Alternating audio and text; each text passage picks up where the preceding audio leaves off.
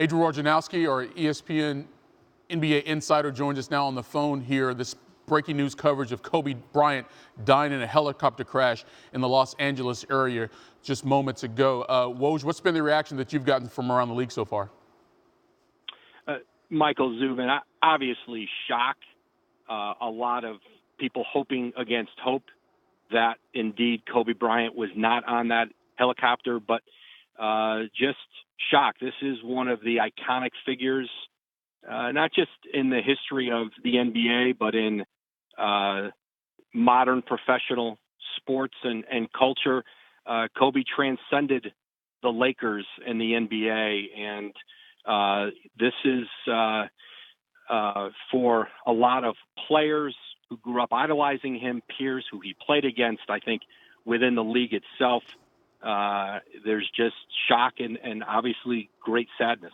You know, during his prime, Woj, Kobe was very proud of the fact that, he didn't make a lot of friends around the league because he was trying to be the greatest. And if you're on his team, that's one thing. If you're on the opposing team, that's different. But it seems like the younger generation in the NBA right now looked up to him as much as they did anybody as it relates to the last 15 to 20 years of the NBA. How do you think his effect has translated throughout the NBA? Well, there's no question that Kobe had a tremendous influence on really even more than one generation of young player coming into the league. You remember, he was in the NBA at 17 years old.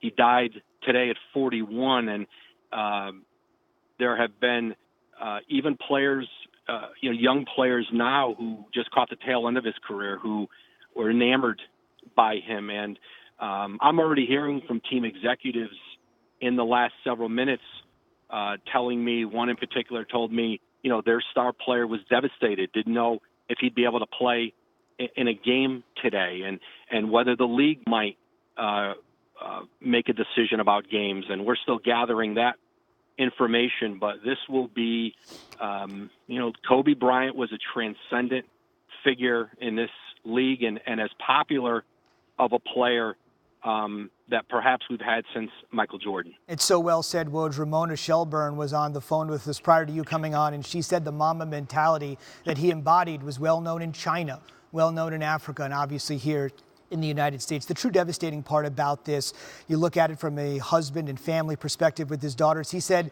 I'm just starting to live life when he retired from the NBA. I'm going to win an Academy Award. He did. He had so much life left in front of him and wanted to do things outside of basketball. To this point, at the age of 41, with everything he did post-basketball and including his career, how would you sum up the legacy of Kobe Bryant?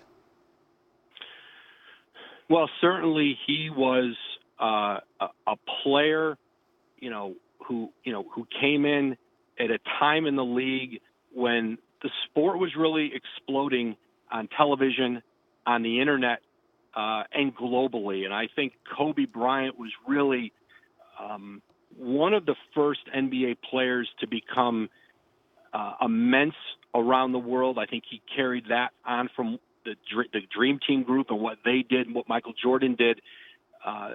Certainly in China, Kobe has reached, tremendous heights. And there are, young players everywhere in the world who imagined being him, emulated him,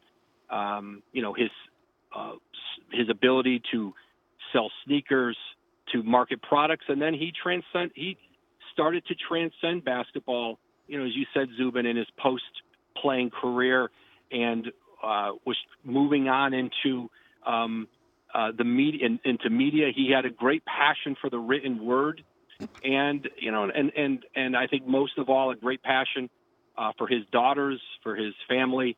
You saw him courtside at a lot of games with his daughters, taking them to games, and then coaching their teams. And that was something I know he took great pride in, kind of shepherding them through, their academic and then their basketball careers and into their teenage years. Thanks for watching ESPN on YouTube. For more sports highlights and analysis, be sure to download the ESPN app. And for live streaming sports and premium content, subscribe to ESPN Plus.